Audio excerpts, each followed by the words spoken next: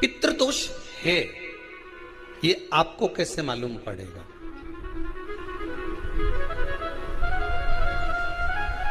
पितृ भूखे हैं, इसका तो वर्णन हमने पहले कर दिया कि रात्रि को जब आप सोने के बाद में 1-1.5 घंटे बाद अगर आपकी नींद खुल जाए, 1 घंटा 1.5 घंटा आप सो लिए, उसके बाद जो नींद खुली तो 1-1.5 घंटे तक अगर आपको नींद नहीं आ रही है, रात्रि को सोने के बाद में 1 घंटे बाद जब उठे तो आपको प्यास लग गई,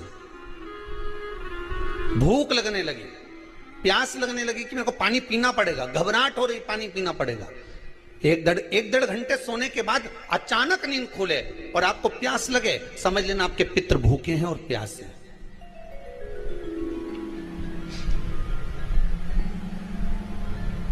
वो भूखे और प्यासे हैं, उनको जल की जरूरत है।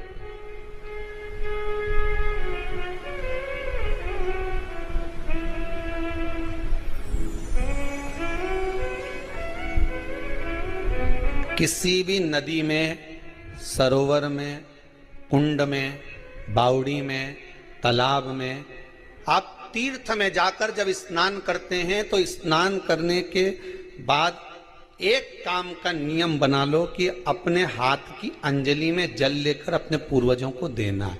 प्यासे रहते हैं, भाग मांगते हैं।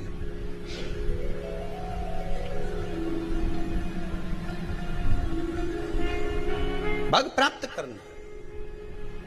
3 वृक्ष पितरों के तुल्य हैं। नैमिषारण्य की कथा में भी कहा था 3 वृक्ष पितरों के तुल्य हैं। पहला पीपल, दूसरा बट वृक्ष, तीसरा बेलपत्र का वृक्ष। ये पितरों के तुल्य हैं। अगर आपको रात्रि में नींद नहीं आ रही है, ऐसा लगता है कि रात्रि को 1 घंटा 1.5 घंटा सोने के बाद कुछ गलत गलत विचार आने लगते हैं, नींद सुबह 3 बजे तक 4 बजे तक नहीं आती, 4 बजे के बाद फिर नींद आती है, तो एक प्रैक्टिकल जरूर कर कर देखना। एक प्रैक्टिकल करने में क्या जाता है, प्रयास करने में क्या कुछ जाता है क्या? प्रैक्टिकल कर कर देखना कि कहीं सियोर वाला महाराज झूठ तो नहीं बोल रहा, तो प्रैक्टिकल करने में कुछ नहीं जाए। 1 लोटा पानी लो, उसमें थोड़ा सा कच्चा दूध डाल लीजिए। बेलपत्री का पेड़ या पीपल का पेड़ या बट का पेड़, इन पेड़ के नीचे ले जाकर उस दूध को दोपहर में सुबह 10 बजे से लेकर 12 बजे के बीच में ले जाकर चढ़ा दीजिए। रात्रि को फिर ना आपको प्यास लगेगी, ना भूख लगेगी। नींद एक बार लगी तो सुबह ही खुलेगी। प्रैक्टिकल करने में क्या जाता है? पानी डालने में तुम्हारा कुछ जाएगा? अरे बोलो तो सरी, हमें 10 रुपया का दूध जरूर उसमें, और तुम इतनी चतुर हो, इतना सारा दूध थोड़ी डालोगी, तो 2 घंटा लगेगा। कहाँ तुम इतना डालने वाली हो है?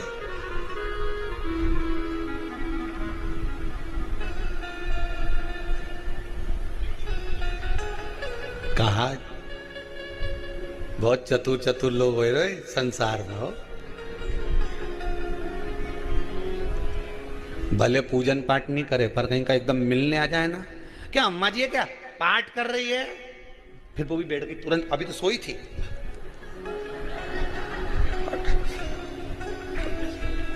तुरंत क्या पंडित जी हैं क्या, उनसे थोड़ा काम है, अभी माला जप रहे हैं। मालूम पड़े पंडित जी तो आराम से सेव फल खा रहे थे। अब प्लेट सोफा के नीचे घुसे तुरंत।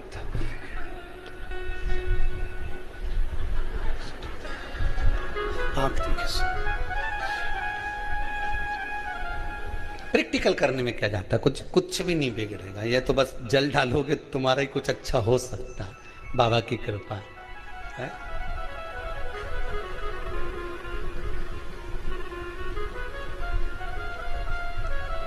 3 वृक्ष पितरों के तुल्य हैं।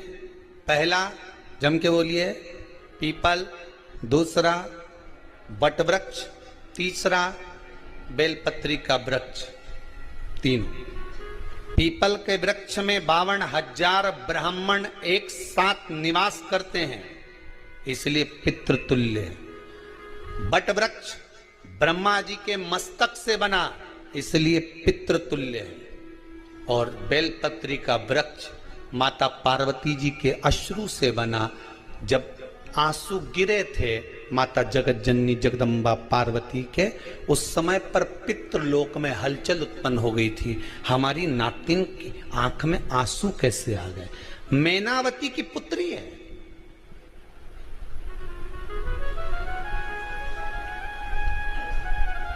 पितरों की नातिन, इसकी अश्रु कैसे गिर गए? पार्वती जी ने कहा ये आंसू नहीं, मेरा पुण्य भाग प्रकट करती हूं बेलपत्री के रूप में। तो पितरों ने वर दिया था कि ये बेलपत्री का वृक्ष हमारा आशीर्वाद है, इसके नीचे अगर कोई दीप लगाता है, शिव को स्पर्श कर चढ़ाता है, उसके पितरों की शांति होगी। हम स्वयं उसको आशीर्वाद देने के लिए पधारेंगे। बेलपत्र का वृक्ष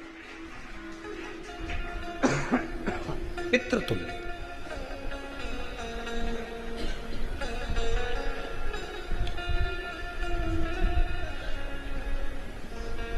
तो रात्रि को अगर भूख लग रही है, प्यास लग रही है, तो पितृदोष। दूसरा पितृदोष का लक्षण बताया, घर में कोई शुभ कार्य ना हो, वंश की वृद्धि ना हो।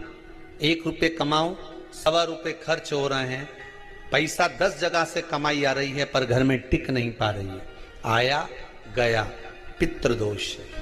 जरा सी कटोरी पड़ी है, उसके पीछे विवाद चालू हो जाए, पानी ढुल गया, उसके पीछे विवाद हो जाए, या छोटी छोटी बात में घर में क्लेश मचा हुआ है, पितृदोष है। समझ लो हमारे पूर्वज हमसे खुश नहीं है।